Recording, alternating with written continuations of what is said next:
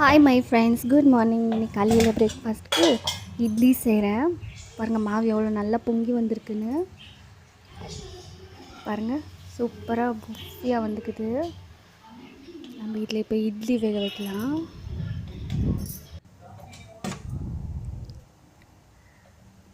உங்கள் வீட்டில் என்ன பிரேக்ஃபாஸ்ட் கமெண்ட் பண்ணுங்கள்.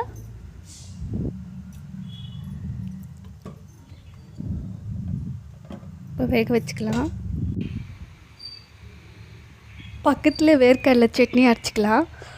வேர்க்கடலை, 2 காஞ்ச மிளகா, 2 துண்டு தேங்காய், 1 பச்சை மிளகா, புளி சேர்த்து நல்லா வதக்கிக்கலாம்.